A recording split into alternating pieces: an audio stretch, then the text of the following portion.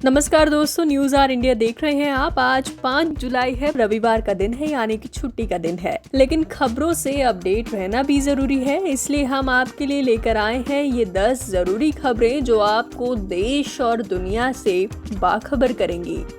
तो वहीं आज गुरु पूर्णिमा है, तो हम आपको बताएंगे कि क्या है आज के दिन का महत्व, साथ ही क्या है गुरु की पूजा करने का सही मुहूर्त। सबसे पहले आप देखेंगे कि टिकटॉक बैन होने के बाद टिकटॉक के सीईओ ने भारत सरकार को पत्र लिखकर क्या कहा।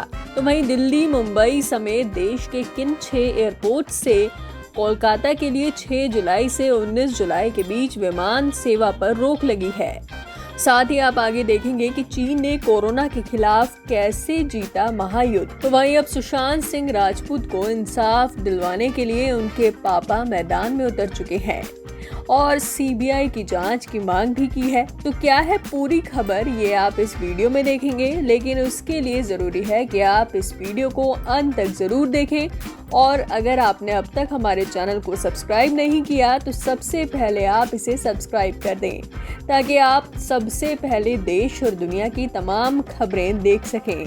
तो बात करते हैं हमारी सबसे पहली खबर की। दोस्तों, जैसा कि आप जानते हैं, आज गुरु पूर्णिमा है और देश भर में इसे त्योहार के तौर पर मनाया जाता है। आज ही के दिन महर्षि वेद व्यास का जन्म भी हुआ था, इसलिए इसे व्यास पूर्णिमा भी कहते हैं। इस दिन से ऋतु परिवर्तन भी होता है। इस दिन शिष्य द्वारा गुरु की उपासना का विशेष महत्व भी है। गुरु को यशाशक्ति, दक्षिणा, पुष्प, वस्त्र आदि भेंट करते हैं। वहीं अगर इसके शुभ मुहूर्त की बात करें तो गुरु पूर्णिमा 4 जुलाई से ही सुबह 11:33 से शुरू हो गई थी। और अगर आप आज भी उपासना करना चाहते हैं तो सुबह 10:13 तक का सबसे अच्छा समय है। भारत सरकार ने हाल ही में चीन के 59 मोबाइल ऐप्स पर प्रतिबंध लगाया है। सरकार ने ये फैसला खुफिया एजेंसियों के सुझाव के बाद लिया है। कुछ दिन पहले खुफिया एजेंसियों ने सरकार को 52 चाइनीज ऐप्स की लिस्ट सौंपी थी, जिससे डेटा चोरी और सिक्योरिटी का खतरा था। सरकार द्वारा बैन किए गए ऐप्स में भारत में वायरल ऐप टिकटॉक भी है। सरकार के इस फैसले पर टिकटॉक ने कहा कि मसले पर बातचीत के लिए उसे सरकार की ओर से न्योता मिला है। वहीं अब हाल ही में टिकटॉक के नए सीईओ बने केविन मेयर ने भारत सरकार को एक पत्र लिखा है, जिसमें उन्होंने कहा है कि भारतीय यूजर्स का डेटा सिंगापुर के सर्वर्स पर है और कंपनी की भारत में डेटा सेंटर बनाने की योजना है।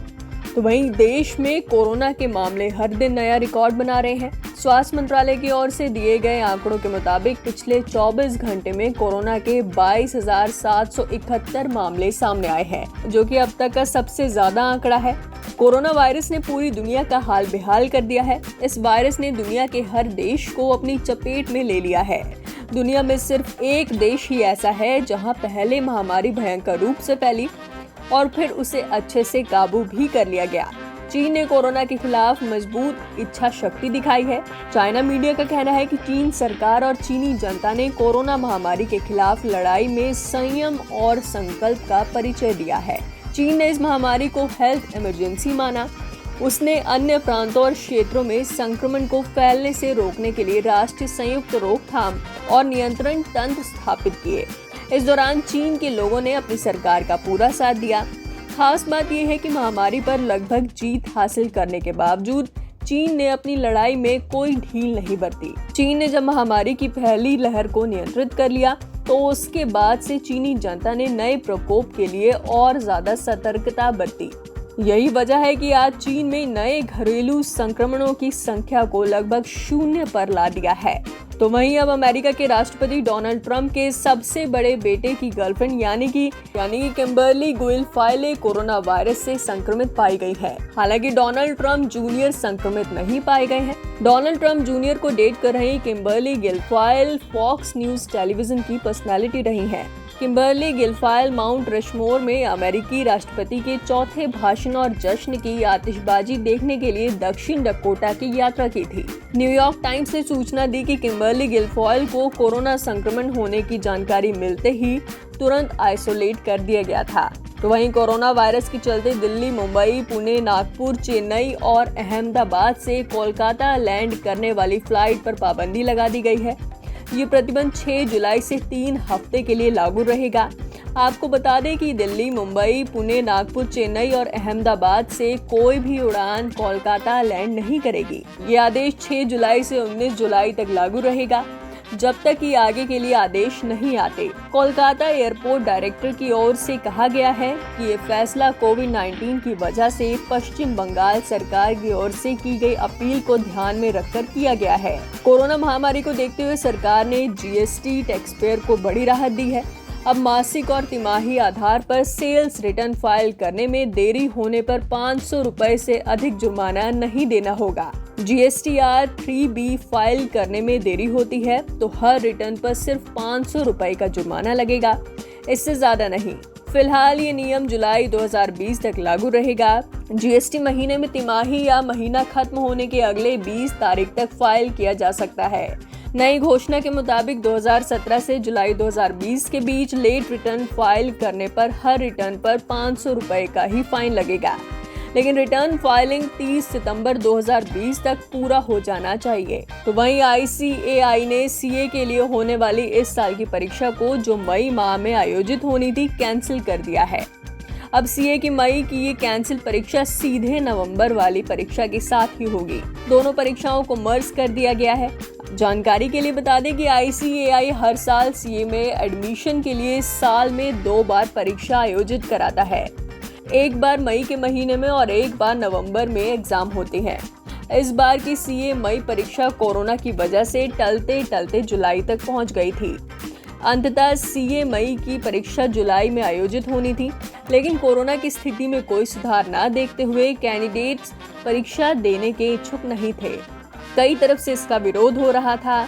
ICAI ने मई परीक्षा के लिए ऑप्ट आउट ऑप्शन भी कैंडिडेट्स को दिया, पर कुछ लोग इसका भी विरोध कर रहे थे। उनका कहना था कि ये विकल्प भेदभाव करने वाला है, क्योंकि जो स्टूडेंट परीक्षा नहीं दे पाएंगे उनसे एक चांस छूट जाएगा। इसे लेकर कोर्ट में केस भी चल रहा था, लेकिन अब ICAI के इस निर्णय के आ जाने के बाद से ही सभी तरह के कयास खत्म हो गए हैं, क्योंकि मई में परीक्षा होगी ही नहीं। तो वहीं बॉलीवुड अभिनेता सुशांत सिंह राजपूत अब इस दुनिया में नहीं है, लेकिन उनके कथित आत्महत्या मामले की जांच केंद्रीय जांच ब्यूरो यानी कि CBI से कराने की मांग उनके अपने शहर पटना में अब जोर पकड़ते जा रही है। इस बीच सुशांत के पिता KK सिंह का एक ट्विटर अकाउंट भी सामने आया है, जिसके जरिए वो भी अपने बेटे के लिए इंसाफ की मांग कर रहे हैं। उन्होंने भी इस पूरे मामले की जांच CBI से कराने की मांग की है। सुशांत के पिता KK सिंह के ट्विटर हैंडल से ट्वीट कर लिखा गया है, आज मेरे बेटे सुशांत की आत्मा रो रही है और CBI जांच की मांग कर रही है। तो वहीं भारत और चीन की गर्मागर्मी के बीच अब अभिनेता और फिल्म प्रोड्यूसर अजय देवगन ने पिछले महीने लद्दाख की गलवान घाटी में चीनी और भारतीय सैनिकों के बीच हुई हिंसक झड़प पर फिल्म बनाने की घोषणा की है। इस झड़प में शहीद हुए 20 भारतीय सैनिकों की कहानी फिल्म में बताई जाएगी। फिल्म व्यापार विश्लेषक तरन आदर्श के मुताबिक फिल्म का नाम अभी तय नहीं हुआ है।